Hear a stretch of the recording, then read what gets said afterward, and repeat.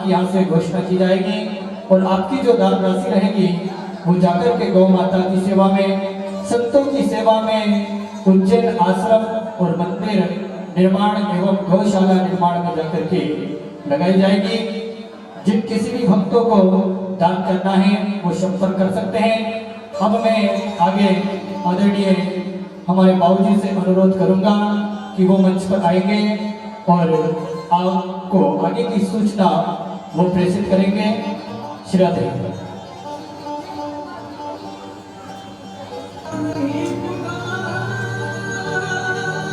जय श्री राधे।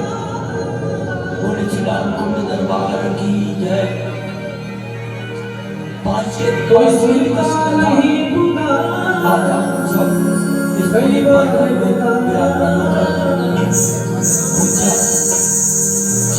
मेरे नाम पढ़े मुझे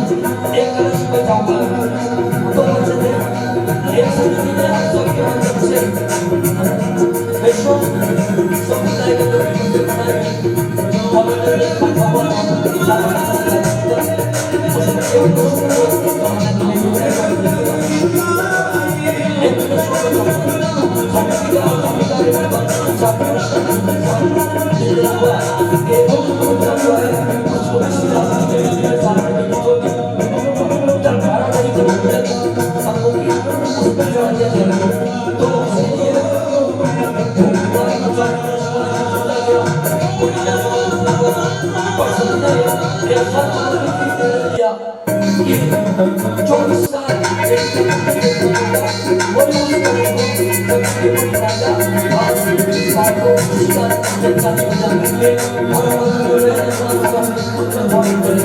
उसकी बोली निकल की जगह लगती है आगे का कार्यक्रम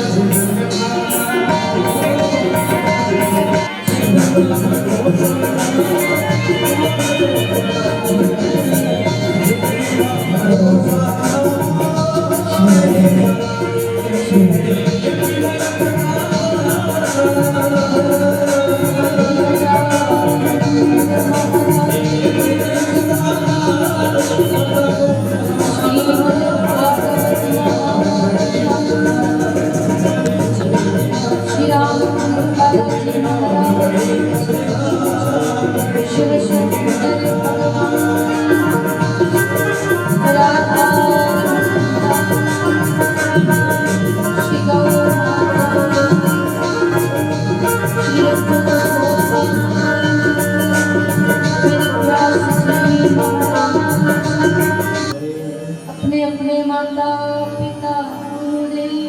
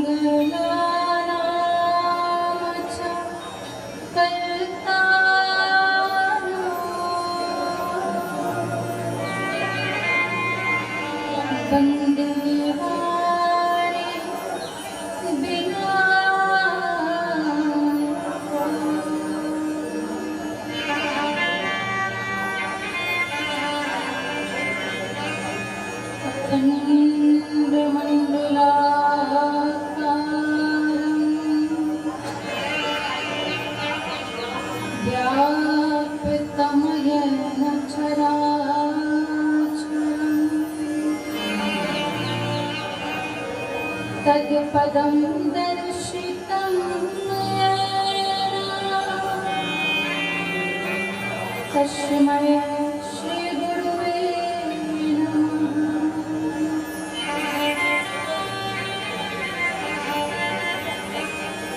मनोजवनारतितुल्यवेगम् जितेन्द्रियं बुद्धिमतां वरिष्ठम् वातात्मजं वानरयूथमुख्यम्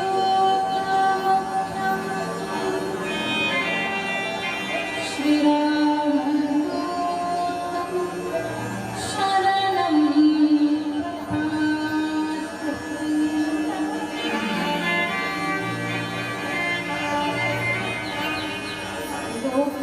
लोकाभिरामं रणरङ्गधीरम् राजीवनेत्रं रघुवंशनाथम्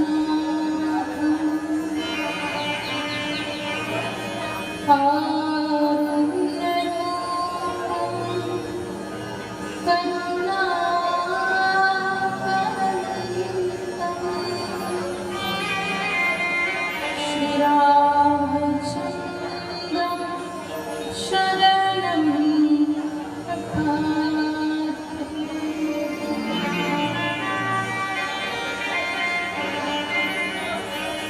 कृष्णाय वासुदेवाय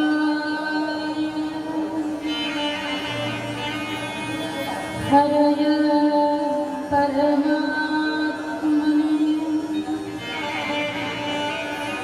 प्रणतः क्लेशनाशाय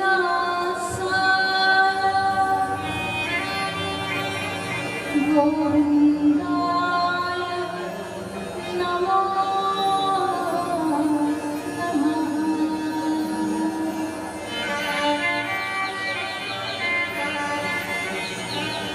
श्री राधे मेरी मात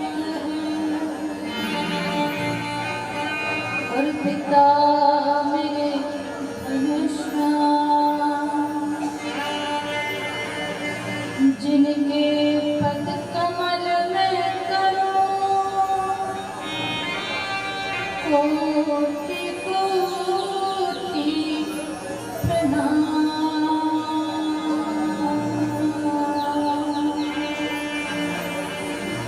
कोटि कोटि प्रणाम।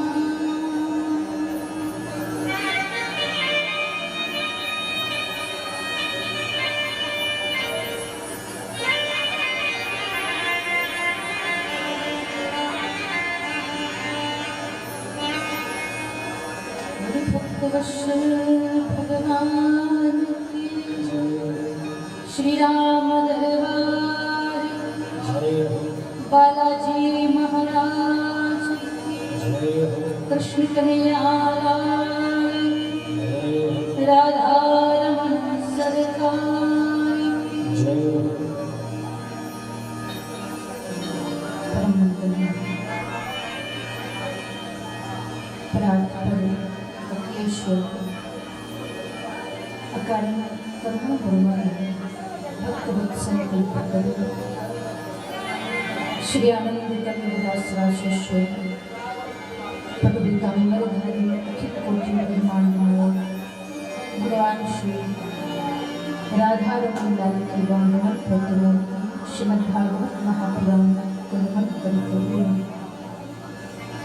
भूत भावन बाबा भोलेनाथ जी को नमन करते हुए भक्त श्रोमणी श्री हनुमान जी महाराज को नमन करते हुए मर्यादा पुरुषोत्तम श्री राम भगवान को नमन करते हुए पूज्यपाद श्री गुरु चरण कमलों को नमन करते हुए परम वंदनीय भारत स्मरणीय परम प्रिय श्री लड्डू गोपाल जी को नमन करते हुए मध्यस्थ आचार्य वेद पाठ्य मूल पाठ्य विप्रगणों को नमन करते हुए संगीत के पावन साहित्य में चल रहे सभी सहयोगी गण भाइयों को नमन करते हुए कथा प्रकार में विराजमान सभी महानुभाव माता शक्तियाँ तथा गुरुजन बाहर से पधारे गए ज्योतिगण भक्तगण संतगण आप सभी कृष्ण प्रेमी भागवत प्रेमी राम प्रेमी महानुभावों को श्री राममय समझ जाने करो प्रणाम जोड़ चुका सभी के हृदय अंतर में विराजने वाले भगवान श्री रामचंद्र सरकार को नमन करते हैं। अतुलित बल के धाम भक्त श्रोमणी श्री रामकुंड बालाजी के इस पावन मंदिर परिसर में चल रही श्रीमद् भागवत महापुराण की मंगलमय कथा आज पंचम सोपान का शुभारंभ होने जा रहा है। श्रीमद् भागवत महापुराण की इस मंगलमय कथा के यजमान और मंदिर सेवा समिति के सभी सदस्यों का एक बार जोरदार तालियां बजाकर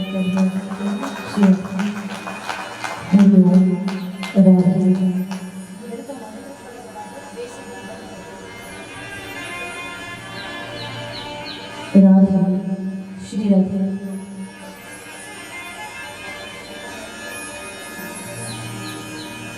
आइएगा नित्य की भांति भगवान श्री राधा रमन लाल की मंगलमय कथा में आप हम प्रवेश करेंगे। उससे पहले सब मिलकर के श्री राधा रमन लाल का स्मरण करेंगे।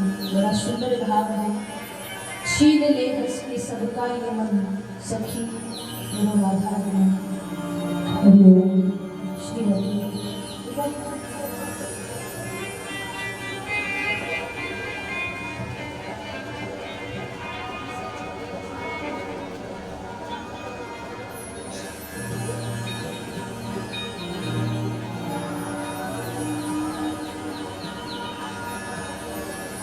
राधारमण सरकार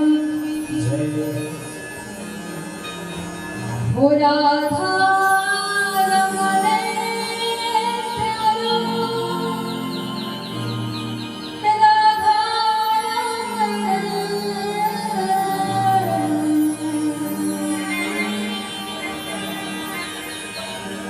हो छीन ले हंस के सबका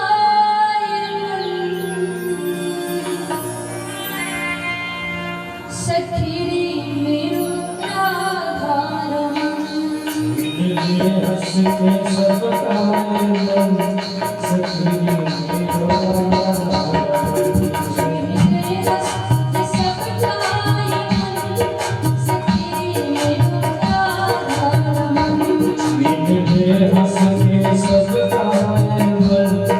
सखी राधा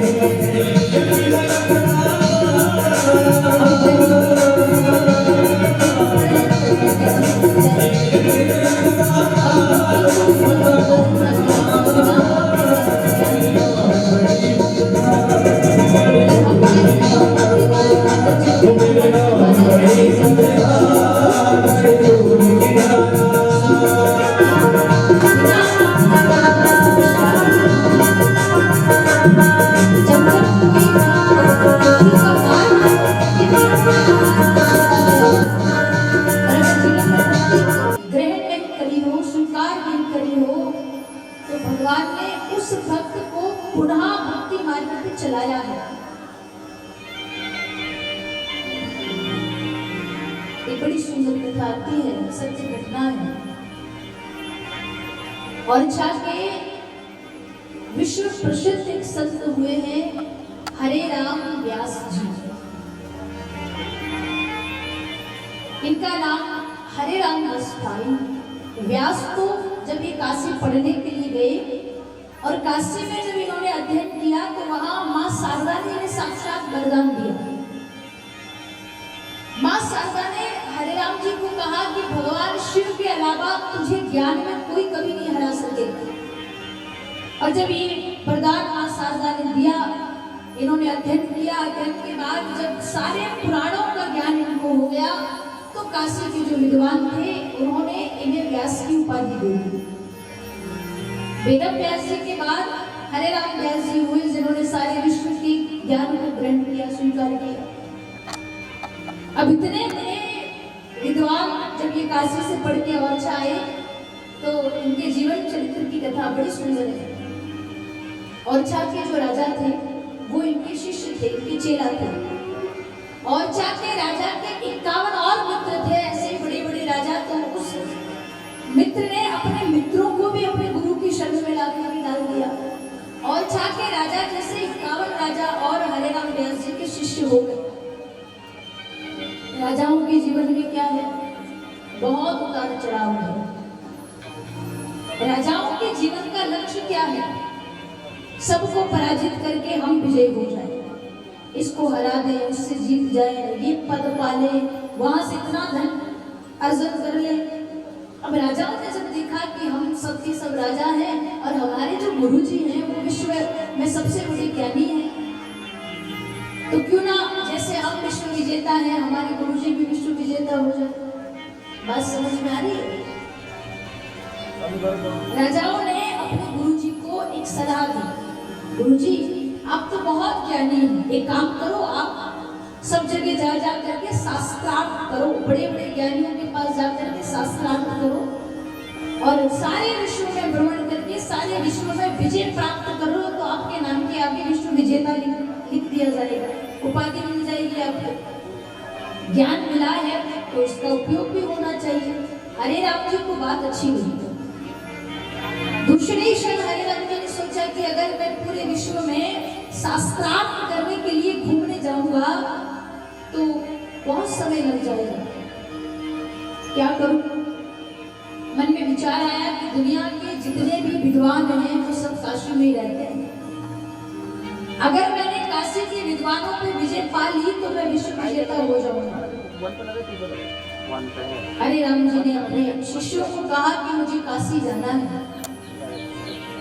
काशी के जो विद्वान हैं उनके साथ मुझे शास्त्रार्थ करना है। तो उनके जो शिष्य थे उन्होंने बैल गुरु जी के वेद शास्त्र वर्दी जाने की तैयारी में कहा आप जाइए। हरे राम व्यास जी काशी के लिए रवाना हुए और इधर काशी के विद्वानों को ज्ञात हुआ कि हरे राम जी आ रहे हैं शास्त्रार्थ करने।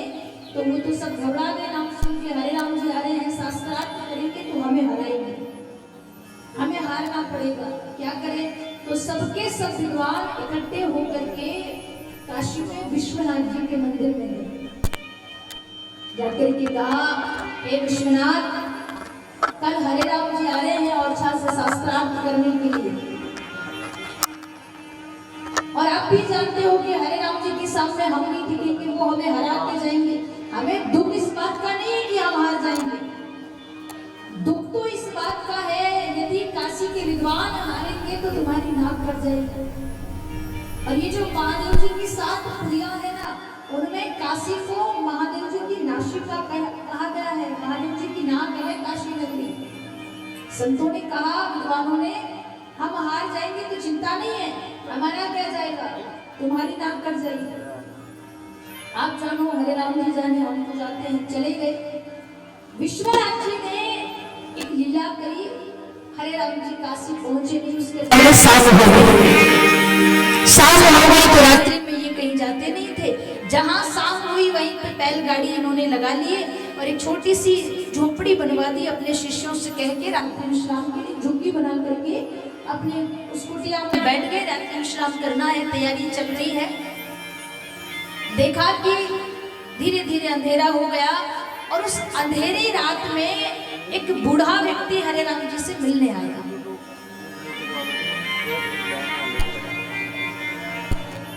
80-90 वर्ष की आयु है, शरीर झुका हुआ है, हाथ में लाठी है, गले में रुद्राक्ष है, माथे पर चंदन लगा हुआ है और मुंह पे बड़ा तेज है।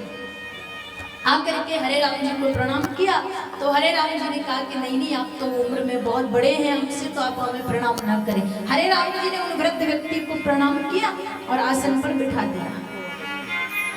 हरे राम जी बड़ी गौर से देख रहे हैं उनकी तरफ, कौन है आप?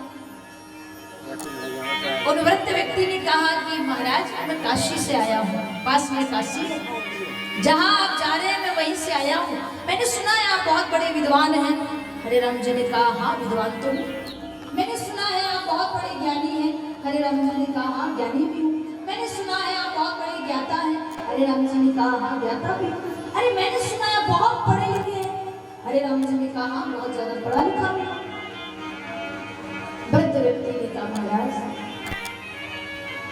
मेरे पास सब कुछ है, एक कमी रह गई, मैंने सब कुछ तो किया पर मैंने पढ़ाई नहीं करी, मैं अनपढ़ रह गया। अगर मैं पढ़ाई कर लेता तो मैं भी पुराणों को, शास्त्रों को, वेदों को पढ़ के अपने मन के प्रश्नों का उत्तर ढूंढ लेता। पढ़ाई मैंने करी नहीं, अनपढ़ रह गया, तो मेरे मन में कई सारे प्रश्न हैं, क्या आप मेरे सभी प्रश्नों का उत्तर देंगे? हरे राम जी ने कहा क्यों नहीं देंगे, जरूर देंगे, आपके हर प्रश्न का उत्तर हमारे पास मिलेगा। बूढ़े व्यक्ति ने कहा महाराज पर मैं पढ़ा लिखा नहीं हूँ, अनपढ़ हूँ। हरे राम जी ने कहा कोई बात नहीं, पूछो प्रश्न। कहा पूछो प्रश्न, तो एक और बार उस वृद्ध व्यक्ति ने कहा महाराज एक बार सोच लीजिए, एक तक भी पढ़ा लिखा नहीं हूँ। हरे राम जी ने कहा कोई बात नहीं, अनपढ़ हो चलेगा, पूछो क्या प्रश्न है। उस वृद्ध व्यक्ति ने कहा ये बताइए विद्या क्या है? हरे राम जी थोड़ी देर के लिए मौन हो गए, फिर कहा जो सत्य और असत्य का भेद जान सके वो विद्या है, सत्य और असत्य के बारे में बता दे वो विद्या है। विद्या का फल क्या है? हरे राम जी ने कहा विद्या का फल है विवेक। विवेक का काम क्या है? हरे राम जी ने कहा विवेक का काम है सत्य की तरफ जाना, असत्य का त्याग करना।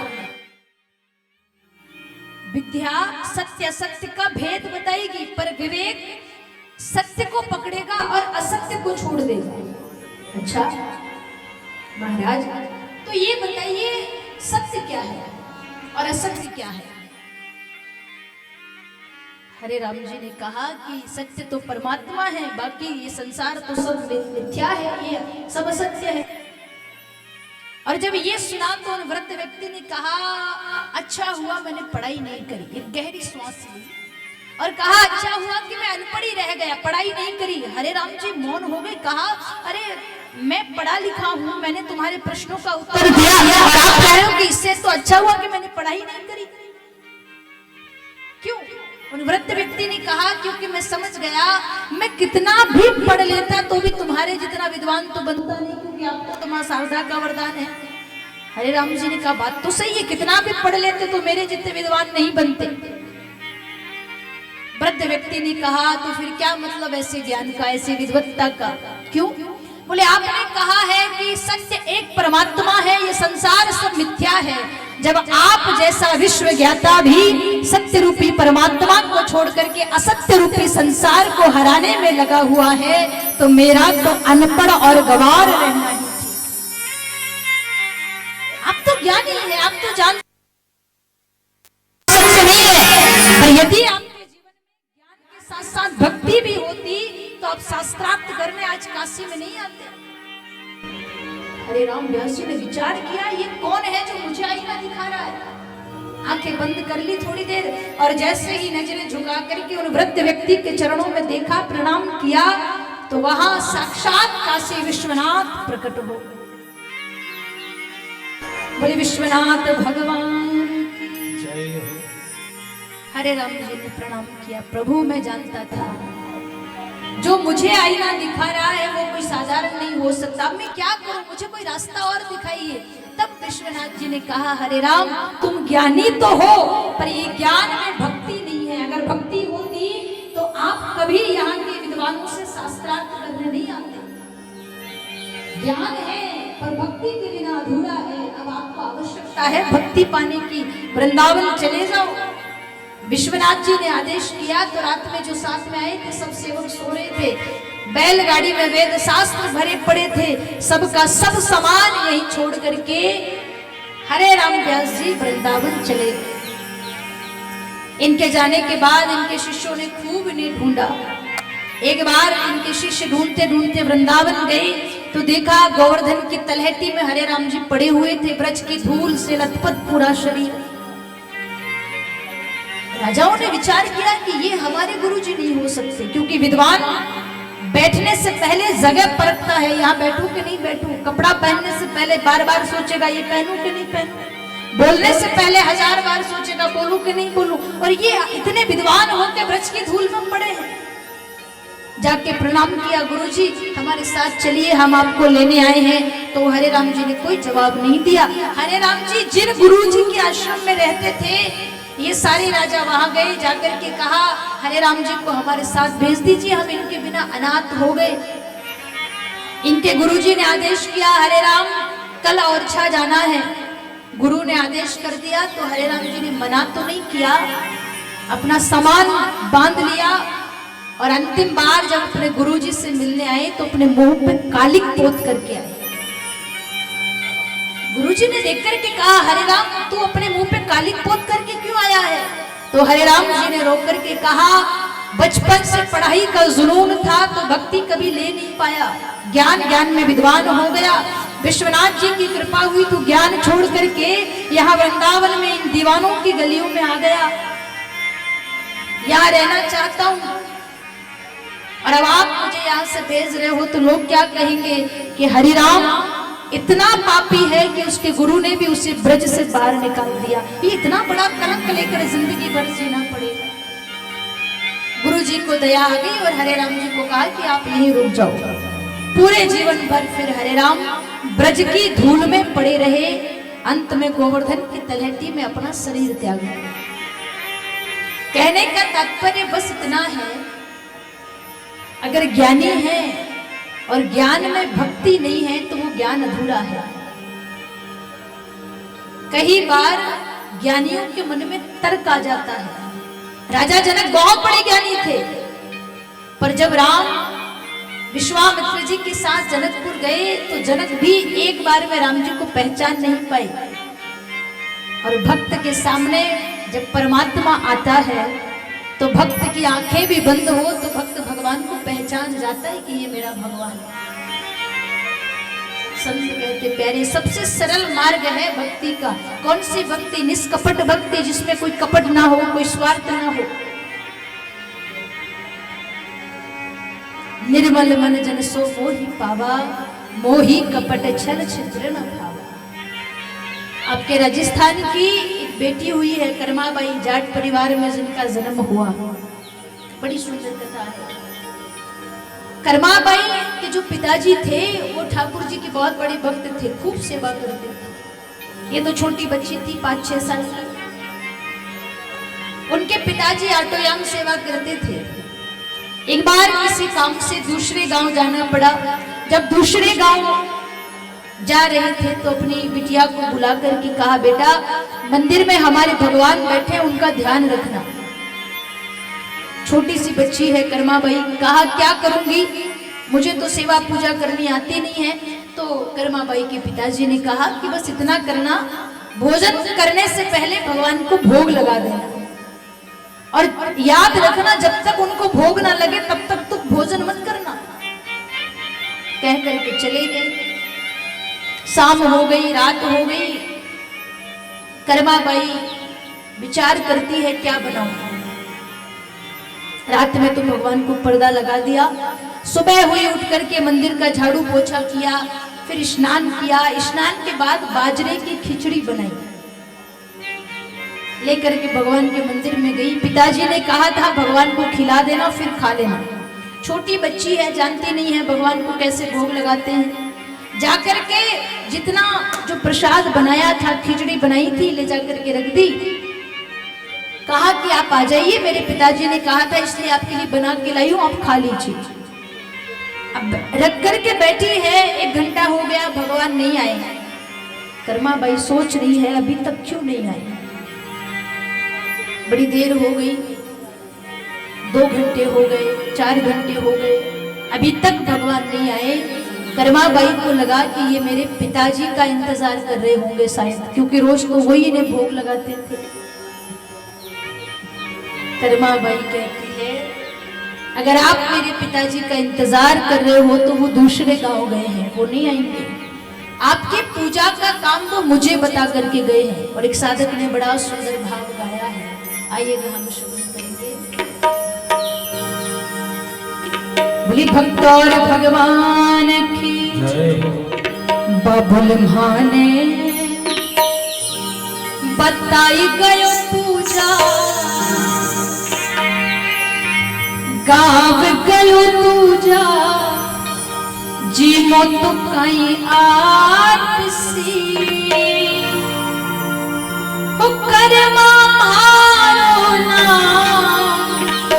यू ही छे मारूंगा मैं बेटी जात की। कर्मा मारो ना यू ही छे मारूंगा मैं बेटी जात की। बताई गयो पूजा, गाँव गयो पूजा, जीमो तो कहीं आरसी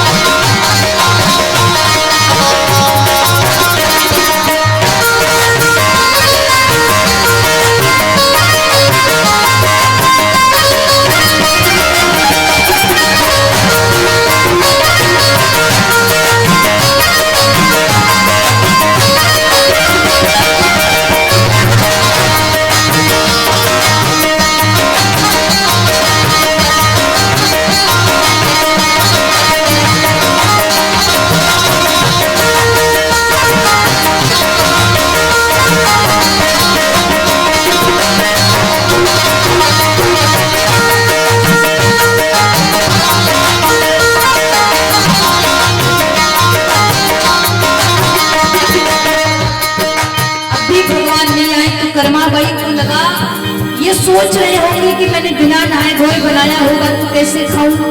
कर्मा बाई कहती ऐसा नहीं है। उसी में इस काल में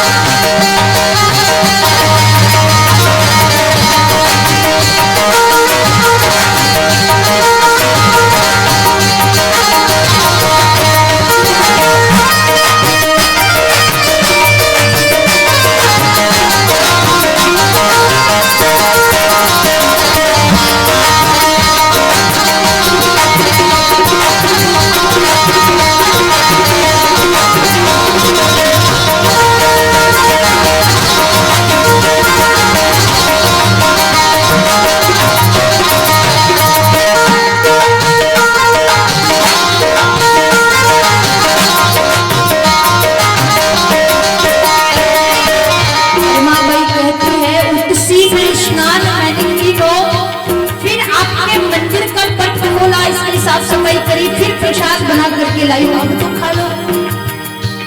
अभी भी भगवान नहीं आए तो कर्मा बाई भगवान को लालच दिखाती है। जब छोटे बच्चे खाना नहीं खाते हो तो माँ बाप कहते हैं कि जल्दी से खाना खत्म कर दो, उसके बाद हम आपको मोबाइल देंगे, या उसके बाद हम आपको रिमोट देंगे, या उसके बाद हम आपको खिलौना देंगे। पर कर्मा बाई भगवान को लालच दे रही है, आज तो जो मैंने बनाया है वो खा लो। आज अगर ये खा लोगे तो कल आपके लिए स्वादिष्ट पकवान बनाऊंगी। क्या काल थारे ताई सीरो बनाओ, पानी में थोड़े थोड़े रो जाओ, पानी में थोड़े थोड़े रो जाओ, पानी में थोड़े थोड़े रो जाओ। काल थारे ताई सीरो बनाओ, पानी में थोड़े थोड़े रो जाओ, पानी में थोड़े थोड़े रो जाओ, पानी में थोड़े थोड़े रो जाओ। काली दाल जिंदगी की दाल, काली दाल जिंदगी की दाल, धन छोटा छोटा फुलका जमाओ, धन छोटा छोटा फुलका प्रभु भावे तो ही मेरी जो, सनम मत दीजो कभी न कोई बात की।